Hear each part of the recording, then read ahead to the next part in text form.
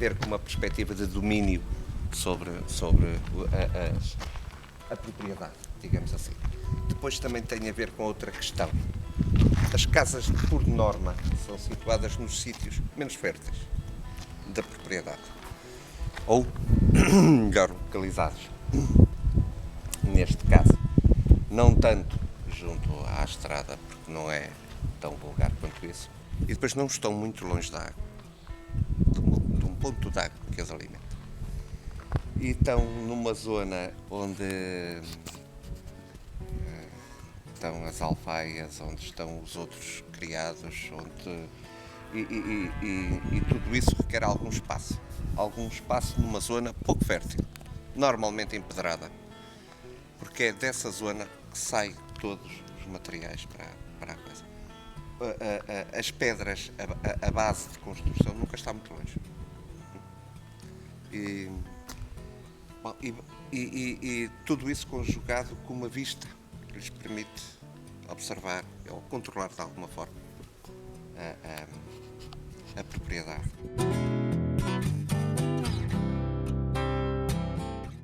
Se reparar, grande parte dos quartos estão orientados a nascente.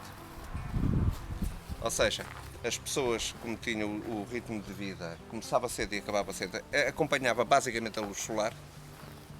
O sol entrava no quarto mais cedo. Isto tem a ver basicamente com não haver energia elétrica e o ciclo de vida das pessoas. Isto é uma construção de tabique, que é composta por uma estrutura de madeira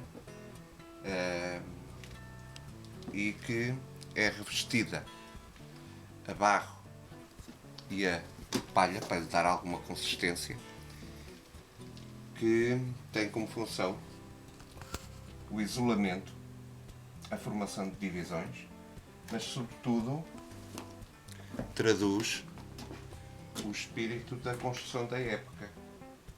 É visível nesta região e nas outras, que funciona como um aproveitamento dos materiais locais.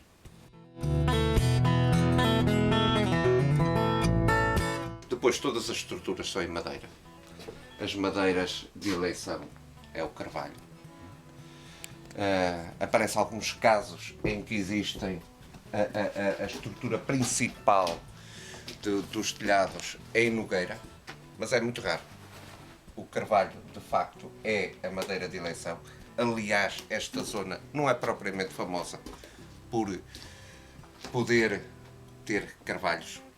O teto é de pinho, mas tem todo o resto da estrutura é em pinho. Mas atenção, este pinho tem uma característica. Este pinho é o que se designa por pinho virgem, ou seja, é pinho que não é, como se diz na gíria, sangrado, ou seja, ninguém lhe tira a resina no seu processo. Isso dá ao pinho uma consistência que atualmente não tem e vulgarmente não tem. Ou seja, daí ele ser este pinho ser um pinho que dura.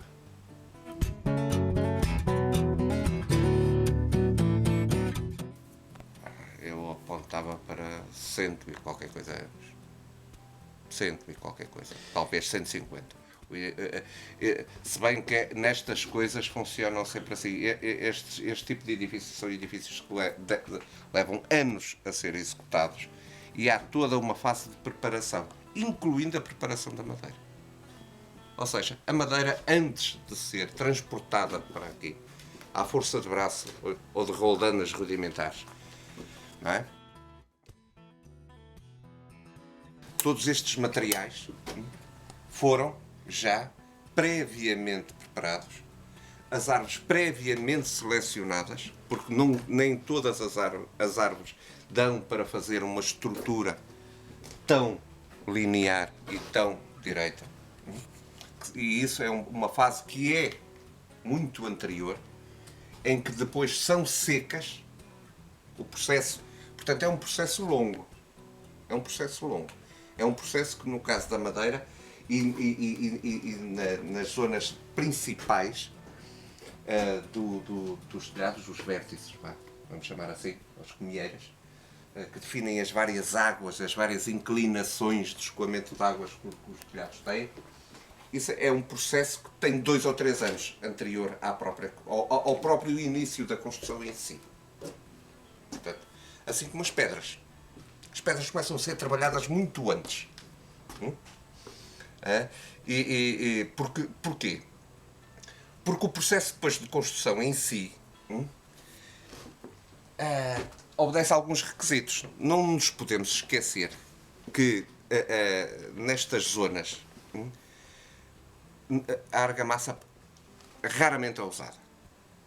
Apesar de ser conhecida, raramente é usada. E o que é que se usa na fixação das pedras, mesmo nas paredes exteriores, à exceção das que formam os vãos, que muitas das vezes são unidas por elementos metálicos. Usam barro.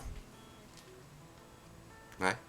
Atenção, que nós não podemos estar 2 ou 3 invernos com as paredes completamente abertas para coisa. Ou seja, as partes estruturais que confinam exteriores funcionam com alguma rapidez. Depois, o interior já é outra questão.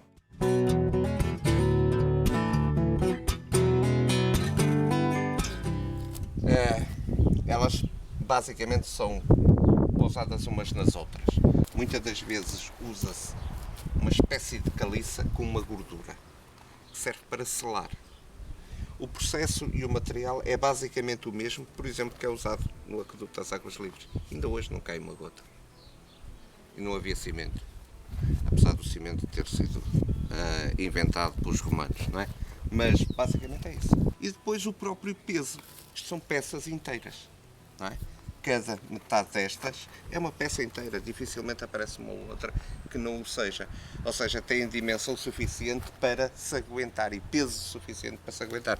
Assim como se reparar aqui o topo, isto é uma peça só. Tá?